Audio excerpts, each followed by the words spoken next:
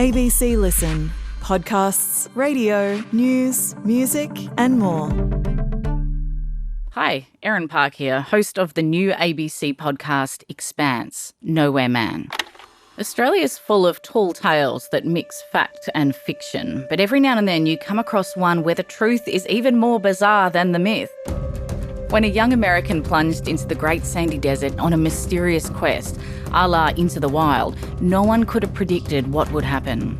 Spanning 3 decades, 2 continents and some crazy moments, this story has to be heard to be believed. Subscribe to Expanse, Nowhere Man, on the ABC Listen app and all the usual places. Imagine this. You make what feels at the time like an innocent phone call to customer service. You're looking for help. But instead of help, you get something totally unexpected. A response that kicks off an international online beef. One so vicious, it motivates an army of more than 2 million YouTube subscribers to weigh in on the feud. I'm Thomas Ariti, and this is the final episode of Beef, a background briefing series. Maddison Connaughton is the reporter on this week's story. Maddison, pleasure being with you here again. How are you? Tom, I'm good, thanks. How are you? Have you been enjoying the beefs? I've been enjoying the beefs. Tell us about your beef. This sounds like a wild ride. What have you been looking at? Yeah, so let's start with this woman named Jessa. So my name is Jessa Jones. She runs a sort of fix-it shop in New York that's called iPad Rehab Microsoldering. Really rolls off the tongue, I know. It's a mouthful. Tell me more about this business. So Jessa is really great at fixing things. She's the person you come to if you drop your phone or something stops working. We mostly do data recovery from your iPhone that's been in a toilet or a lawnmower or something like that. The thing that's kind of annoying for her to try and fix, though, is PlayStations. We can use our traditional tools of looking for physical damage, but often these motherboards will have no physical sign of damage whatsoever. So nothing's fried, nothing's smoking, but the console just won't work. People have realised something though. There are these secret codes that are programmed into PlayStation. Is that right? Yeah, Sony has put these codes into the PlayStation, and what they do is they tell you what's wrong with it. There's just one problem. We can't understand them because Sony does not provide the tools and information that we need to be able to fix your PlayStation. That's what led us to Louis from Better Way Electronics. And she finds that this guy called Louis from Better Way Electronics, a company in Australia, he's cracked those codes. He cracked the code, the Sony code. Yeah. He was able to build software that could read the codes that your PlayStation will put out when something is wrong with the motherboard. So I decided to give it a try. The thing works perfectly. Surprisingly, it did, which, never happens in this world. But then things start getting a bit weird. So it was maybe 2 weeks later, after we were like, oh, this is going to be so great, that we started to have problems. Jessa gets contacted by Louis from Better Way Electronics. Louis became extremely defensive. And they get into this strange back and forth over email. He told me that I was banned from the use of the software that I had just paid, maybe a month earlier, 300 Australian. And he basically accuses her of trying to pirate his software. She tells him she's not doing that at all. He's just ban, no refunds, you can't use the software anymore. Just right out of the gate. She actually goes online and she sees she's not the only person this has happened to. There's quite a lot of other people in this repair community saying they've bought this software, they've paid hundreds of dollars for it, and then they've been banned for no reason. He routinely began banning people who had paid him, and that is really unacceptable. She feels like she needs to warn people about this guy before they spend hundreds, if not thousands of dollars on this product.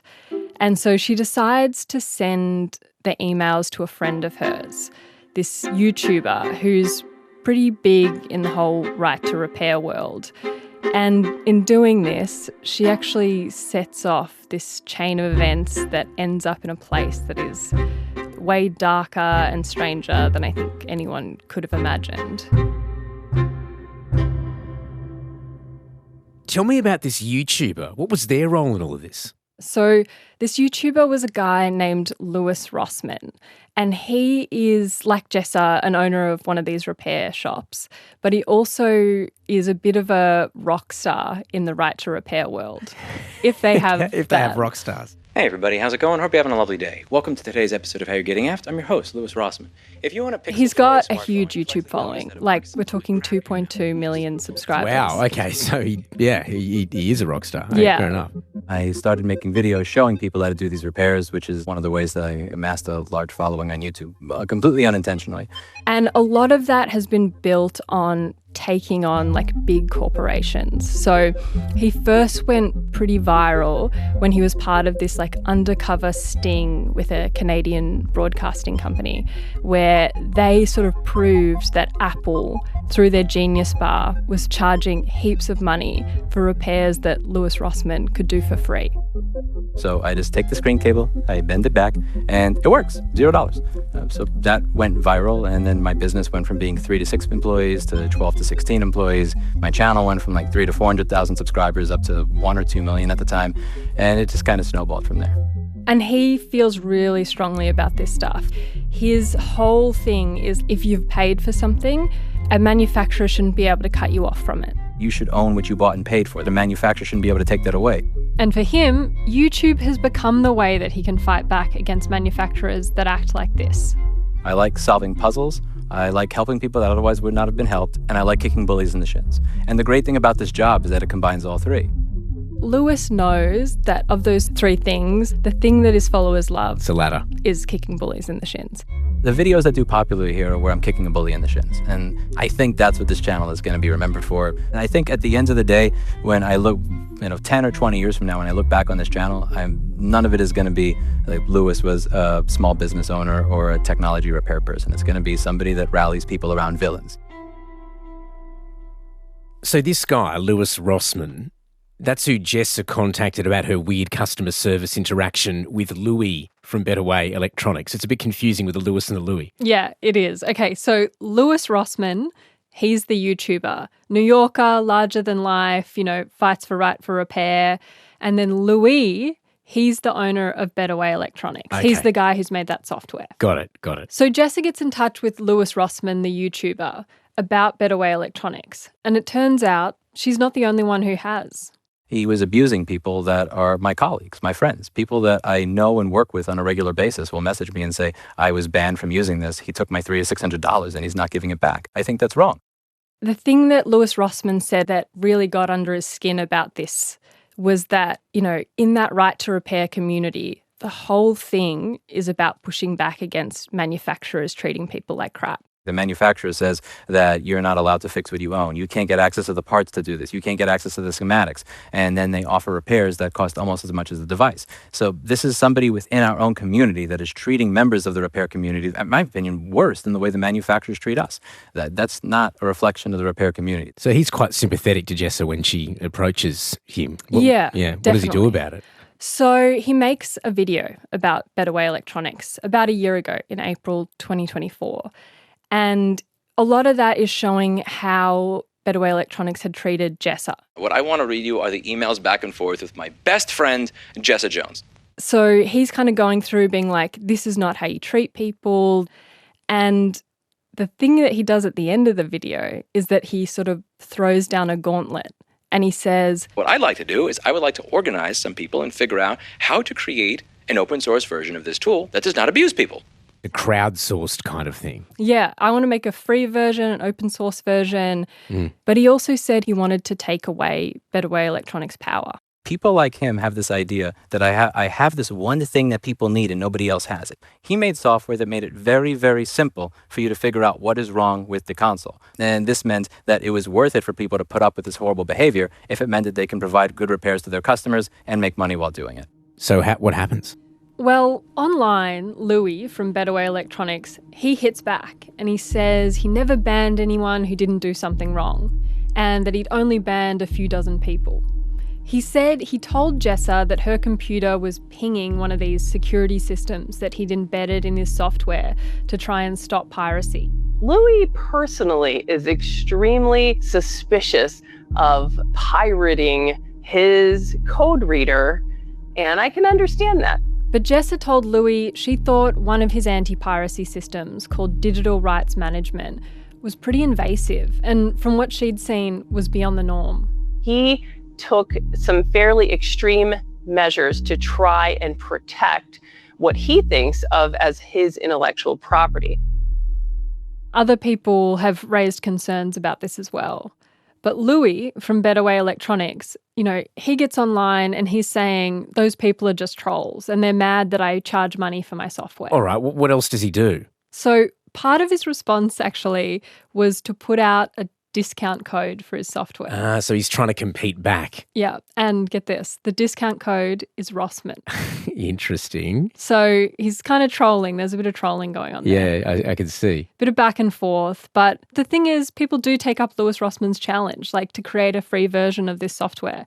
Literally within hours of his video going up, there's this other guy who goes by the screen name The Coder, and he goes online and it's like, I've got a free version in the works. I created this software because Louis Rossman asked someone to release an open source version. It's probably worth saying that The Coder and BWE, they've beefed in the past. So The Coder is known to Better Way Electronics. This new open source software can't have gone down well with him either. No, not at all. I mean, Louis, he's online saying, The Coder's version is terrible. This is some clone of my software. He's really pissed off. It sort of sets up the conditions for a pretty vicious battle, by the sounds of things. Well, exactly. Because then Louis Rossman gets an email from YouTube and it says that someone's filed a privacy complaint against the video that he made about Better Way Electronics. Okay. Citing the emails between Jessa and Better Way Electronics as a violation of privacy. Now that is a really bad idea because Louis Rossman's YouTube presence is extremely valuable to him. Threatening that in any way is a really bad move.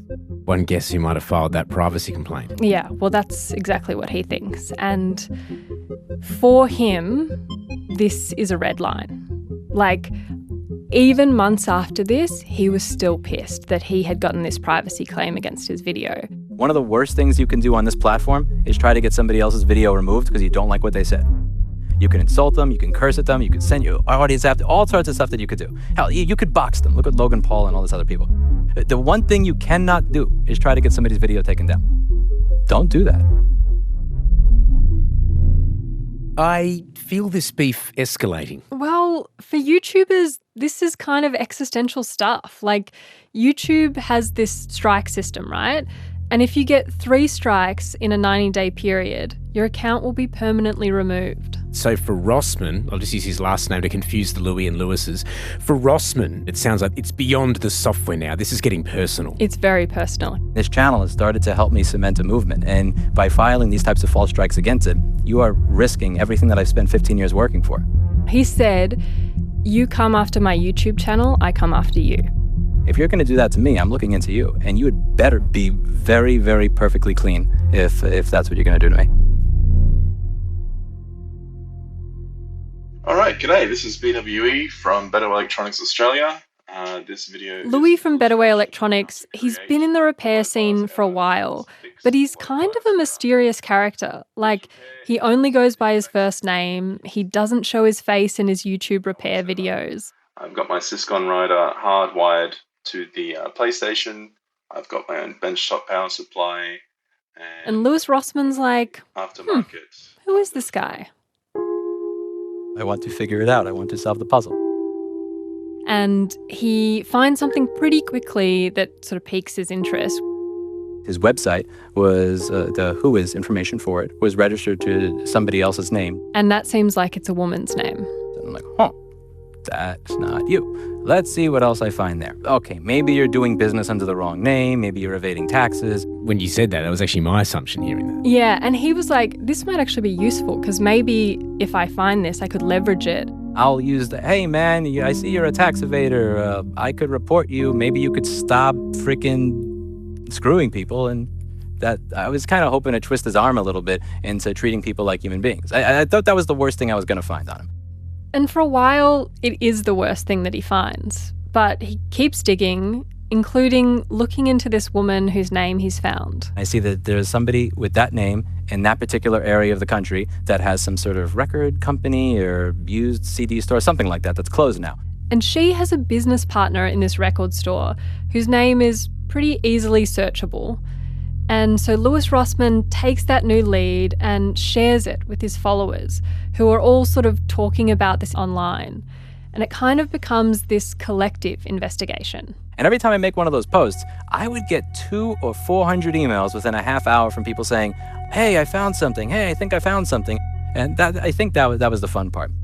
And he was like, a lot of that stuff wasn't useful, but some of it was. And one thing that turns out to be pretty useful is that a follower sends him a photo of a grave from this kind of niche website that has photos of graves from all around the world. Photos of graves? Yeah, his reaction was sort of like what your face looks like right now, which is... But my face is one of confusion. I just didn't expect it to go down this path. Yeah, right. Well, his reaction was like, why do you have a subscription to some Australian grave website? But whatever. This is what happens when you have this many subscribers. There's somebody there there's somebody with eyes in every corner of the world. Fair enough, yeah. But the photo of the gravestone is for a guy who died in 2009. And it lists that guy, the owner of the record store, as one of his sons. And there's another son that's listed on the gravestone as well. His name's Luan Tahiraj. Luan Tahiraj. And that name is another clue. It's another lead. It's another, crumb that Lewis Rossman can follow. And he finds that name, Luan Tahiraj, is linked to an Australian business number on the government website. I click onto that. I see Luan Tahiraj also has a name of Louis Tahiri. This is public on the website that lists all the ABNs. He's like, oh, that's jumps out because the guy who runs Better Way Electronics, he calls himself Louis. See, Louis Tahiri. Huh. And then he looks up the name Luan Tahiraj, and what he finds shocks him. What does he find? Okay, show me this. You're passing me a bit of paper. Ooh. Brisbane court jails man for 12 years over internet sex offences. Yeah. And as that hit, 24-year-old Luan Tahiraj contacted two girls aged 13 and 14 on a website called Vampire Freaks, hacks the computer and threatens this person if she doesn't strip and engage in sexual acts on a webcam. Yeah, it's really hard reading. That is not what I expected to happen here. Bloody hell. So what did Rossman think when he found that? He was like, whoa, this is not what I expected to find. No. So, and by the way, it goes further than this, 180 child pornography images on his computer. Yeah. And so initially Tahiraj was sentenced to 12 years, but that was reduced to 8 years on appeal with the possibility of parole after 4. And the judges cited his age at the time of the offences for that reduction. So he was 19. So as far as Rossman is concerned, Maddison, Luan, that's Louis who set up Better Way Electronics. Yeah, I mean, he's pretty sure, but he keeps looking for evidence, right? And there are other clues. The ABN that he finds, it was cancelled at the same time that Luan Tahiraj went to prison back in 2013. And it was reactivated in 2022, which was after his sentence ended. Okay. Lewis Rossman also finds that the Better Way Electronics website, it came online around the time that Luan Tahiraj would have been released on parole. He also finds a Better Way Electronics email that was caught up in the Ticketek data breach. And that was registered to a Louis Tahiraj. And Louis Tahiri and Luan Tahiraj, clues online show that they went to the same university and they both studied cybersecurity. The more I dug into this, the more you realize that this is exactly the same person. And what did you make of all this? Well, I guess my first instinct was to do some more digging. I think Lewis Rossman and his followers, they'd done a huge amount of work, but I wanted to understand more about the police investigation into Luan Tahiraj back in the day. And obviously the first step, like always, get the court documents, read through them. And then from there, I found a lot of the AFP officers who'd worked on the case, and I tried to speak with them. Okay, well, Glenn McEwen's my name. I'm a retired Australian Federal Police commander. Glenn was actually manager of cybercrime operations at the AFP at the time of Luan Tahiraj's prosecution. I work with the AFP for just over 35 years. This prosecution of Luan Tahiraj, it actually stands out in Glenn's memory because he said it was one of the first times that they'd successfully prosecuted someone for using something called a RAT. A rat. Yep, a RAT, a remote administration tool. What that does is it allows that person to remotely access a victim's computer. And how he did that was to deceive the victim. So Luan, it was proven, had started talking with this 13-year-old girl. She was living with her grandparents because of family trouble. She had no friends. And he sent her a file saying, well, if you download this, it'll help you get more friends on MySpace. And that enables him to get access to her computer. Essentially, he then has remote control over that computer and then activates that computer at his will. And that's what he was doing. So once Tahiraj took over the 13-year-old's computer, he threatened that he'd destroy it and hack her social media accounts if she didn't perform certain sexual acts for him, which he then recorded via her webcam. Gosh, that is awful. Yeah. And later that day, he actually sent the 40-minute video to a friend via email. And then a few weeks after that, he uploaded the whole thing online. He disseminated it. I mean, that is, well, it's serious. Yeah. And, you know, Glenn was saying that this clip, this video, was found by an AFP officer who was doing something that they call lurking. Basically, sit on the sidelines and observe and get to understand or get to know the environment and to see who's who in the zoo, because it is a zoo. So this officer was lurking in an online hacker forum when he sees a pretty scary comment. It says, "I am Ruffles, I destroy lives, I make a girl cry." And that post, it's linked to this video of the 13-year-old girl. Gosh, that's terrible. And the video was getting a lot of views. The girl later told police she was getting harassed by people online after it went up. Imagine, I mean, it must have been terrifying for her. Oh, completely. And so the AFP officer, he works out that this girl's Australian and traces back from there to find Luan Tahiraj, who completely denies that he did this. He actually claimed that he'd been hacked by an online rival, a guy who went by the name Digirati. Digirati, okay. And he said he'd been hacked in revenge, or he said that maybe a computer technician who visited his house around this time hacked him. And so Glenn was saying that the AFP had to spend an incredibly long amount of time proving it was Luan Tahiraj and forensically sort of pulling apart these arguments. Oh, he did it. There's no doubt. As you'd appreciate, Maddison, in these cases in the virtual world, the first line of defence will be the old defence of the dog ate my homework, to say I was hacked.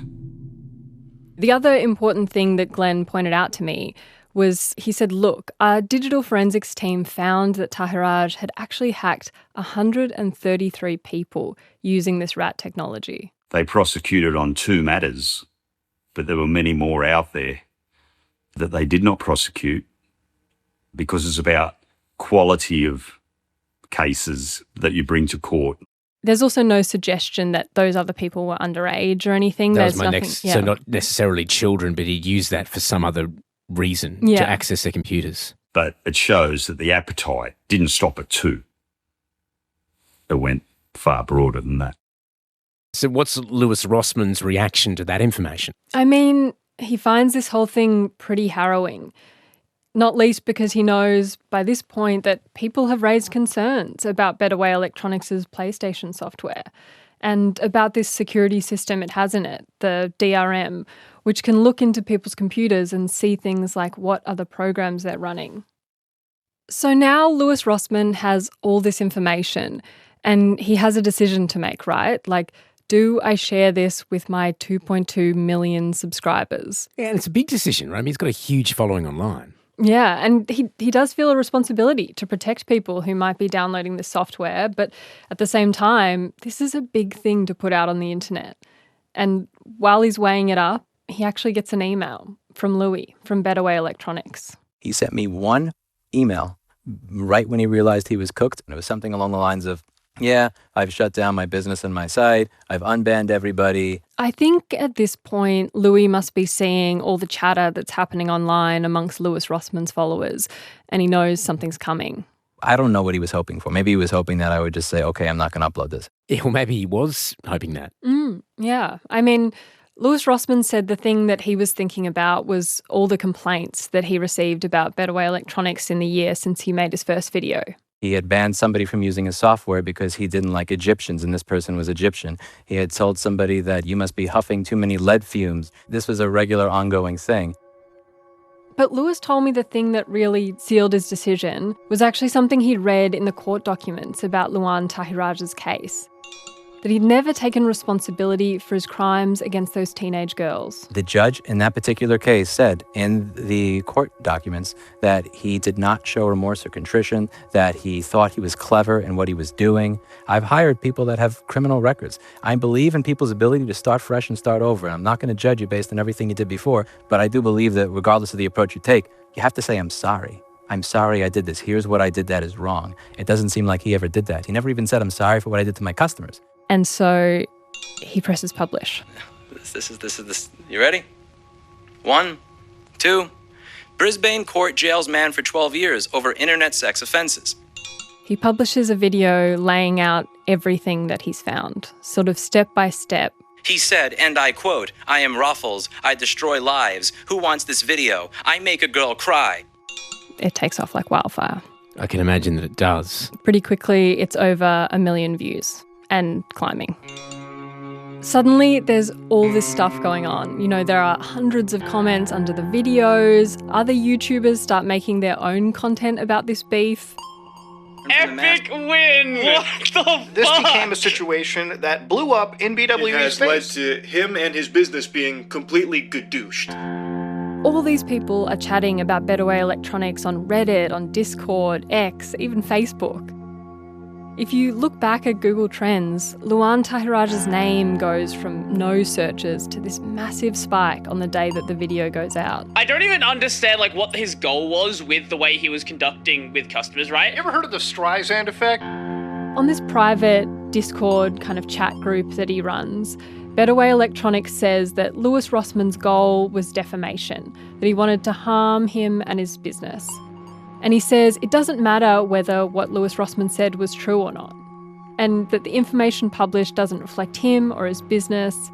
And then pretty soon after this, Better Way Electronics wipes himself from the internet. Wow, disappears. Yep, gone. He takes down his YouTube, his GitHub, he gets rid of his social media. That's intriguing. He pulls down his website and leaves up a note that says there's a police investigation into attacks on his servers. Okay. But Queensland Police told us they couldn't confirm or deny this for privacy reasons. And he also stops answering his phone or his email. Hey, this is Louie's voicemail. Given the current state of our country and the inability for them to properly filter out bots, you are totally unable to call Louie without first leaving a detailed text message of who you are and what the call is about. If it is urgent or super ultra important, just keep calling until he answers. Otherwise, leave a text or something and Louie will totally get back to you. Okay, bye then.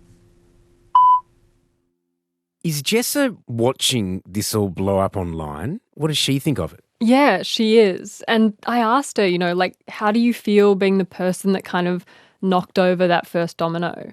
I was incredulous that someone that had a pretty dark past that I'm sure they would love to put behind them and never mention again, has just inexplicably just shot themselves in the foot like this. that this is crazy. If you take someone who has done something terrible, who then has a chance to do something really good, this software was helping people fix PlayStations that they had bought and paid for that they would not have been able to otherwise repair. Like, that's such a great thing to do with your life. And he just blew it up for no reason. It's hard for me as a believer in people and a believer in redemption. It's hard for me to just watch that and think, why did you do that? That's crazy. And that's the question I had too. But Luan Tahiraj is very much offline now. And it was pretty clear that to get any answers, we were going to have to take this into the real world. All right, we are rolling. On the bird's eye guy. ABC colleague Josh Robertson, friend of the show, Yeah. kindly gave me a lift out to an address linked to Luan Tahiraj. So he's going to run away from you. He's going to shy. Why should he speak to you? Well, I think at the moment it's just like the only things online are the other side of the story. And there's no information from him about, does he have anything to say? So you need his story. Yeah. You need his side of the story. Sounds like he needs to speak to you. Okay, let's see how this goes. See you in a bit. Yep. Good luck. So you get out of the car and walk up. There's a car in the driveway, suggests someone's home. Every single window has louvered shutters on it though, and they're all closed. So look, I don't even know if anyone's going to answer. There's one of those doorbells with the video camera. I ring it. There's silence. There's more silence. I'm like, okay, no one's home. Suddenly a voice goes, hello. Please. Hi. Hello. Hello, can you hear me? Hello, can you hear me? Yes, I can hear you. Oh, hi there. My name's Maddison. I can hear you. Oh, hi, sorry. My name's Maddison. I'm a journalist from the ABC. I'm just looking to speak to Luan Tahiraj. They say they have no idea who that person is. You must have the wrong address, my friend. I say, do you know a Louis Tahiri? They say, I don't know who that is. I'm trying to speak to Luan because I'm working on a story that involves him, and this is sort of his last known address. So you don't know him, you don't know any way to contact him. I'm just trying to offer him the opportunity to respond to some questions. Their response was to ask me to leave, and they said that they'd call the police if I didn't, which sort of came completely out of nowhere. Okay, well, I'm just going to leave a letter for Luan, and if you know him or if you don't... And that's when I hear over the loudspeaker that they are calling the police. On you? On me. 000. Your call has been connected. All right, I'm leaving. Thank you. So she says he's not there, and she's got the police. All good. Cool. So I drop the letter off, and Josh and I leave. It's a bit confusing because there's a lot of evidence that it's the right house, but then she says she doesn't know him, so we're not sure. And you just have to kind of hope that you're giving someone the chance to respond. And then the ABC gets an anonymous email. Tell me. It's a complaint about my door knock and the fact that they called the police. And it comes from someone totally anonymous, but it confirms basically that Luan has got our questions, because the person who wrote the complaint said that he got my emails and my calls and he chose not to respond. So obviously you put two and two together and thought that this must have been written by Luan Tahiraj. There's no one else who could have written that letter. How did they get that letter to him? He says the owners of the house got in contact with me through the letter, which doesn't really make sense because there were no contact details on the letter. There you go. Makes it pretty clear then, doesn't it? Yeah. And, well, look, in the email, he confirmed that he did run the business, and he said that he ran it anonymously for personal safety reasons. He also said that he's faced online harassment and doxing, and that he does not want to participate in the program. So, back to Lewis Rossman. Does he have any response to this? Well, he totally denies that any of this was doxing. Please do remember that this phone number is on his business's public website as his customer service phone number. He says all the information he shared about Luan or Louis, it was all publicly available. There is no doxing here. What an extraordinary amount of detective work. Yeah, we did talk about this. The internet can find a flag in a field based on the angle of the sun at the time of day. The internet is good at policing these things when there's incentive, and there's definitely a lot of incentive when somebody treats people like this. For his part, though, I got the sense that he does feel a little complicated about how all of this has panned out. Like, I think he feels like in Taharaj he did kind of find this perfect villain, you know, to exemplify how manufacturers act when they have power over people. Because of the way these companies are acting now, now is one of the best times possible to get people to be aware of this, aggravated at it, and realize that there's something they can do to fight back. And so when you have somebody come out there that's doing all this type of stuff, that's insulting their customers, you're stupid, you're inhaling lead fumes, you're Egyptian, whatever the hell he has to say about his customers, that's a great villain to bring attention to this particular cause.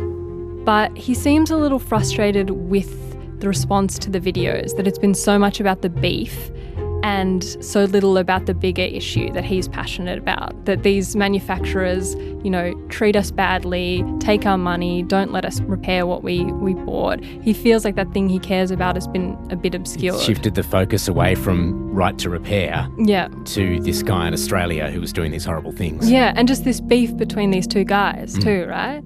So now his goal is to try and shift the energy back towards this thing he cares about. Honestly, at the end of the day, I don't care as much about him. Like, forget about him. I care about the general issue. I want as many people as humanly possible to understand what it is that we do here, which is we are trying to push back against the idea that you don't own what you bought and paid for. Louis Rossmann got this non-profit that he started. He's fighting for consumer rights, and he's also launched this new wiki online where people can log when manufacturers act in an abusive way. So just planting a seed and turning on a light bulb in people's heads to the fact that this is happening to them. That's the win for me. That was the fourth and final episode of Beef. We'll soon be back with a fresh crop of stories. Until then, head to the ABC Listen app to catch up on any of our past series you might have missed. We had a possible serial killer. I believe that I was their prime suspect. Under your bed was found a number of death notices. This call is originating from the Balburn Correctional Centre. Why would Gary just go, today I'm going to go to work and inject some people with insulin and kill them? You know, nobody would do that. And they said, unless he's been doing it for years. The online world, whether you're left or right, it runs on authenticity and transparency. And if that gets out, you're done. All this studio, you're done. There's no point. He's a pretty effective oligarch, maybe one of the most clever oligarchs of all, because people listen to him. I could hardly string two sentences together. I was that nervous. I thought I was going to lose my house. Pokies are legal, like tobacco is legal. But those places would not take donations from tobacco companies.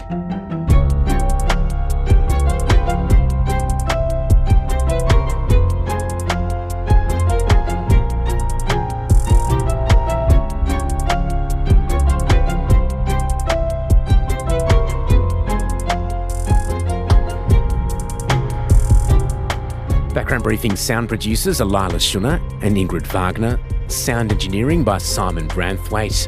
Theme composition by Hamish Camilleri. Fact-checking by Imogen Tyndale. Additional research by Eden Gillespie. Our rollout producer is Ben Sveen. Our supervising producer is Alex Mann. The executive producer is Fanu Falali. And the reporter on this story is Maddison Connaughton. I'm Thomas O'Reilly.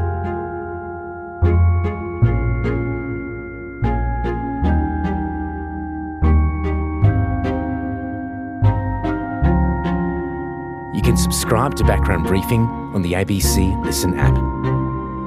Thanks for listening.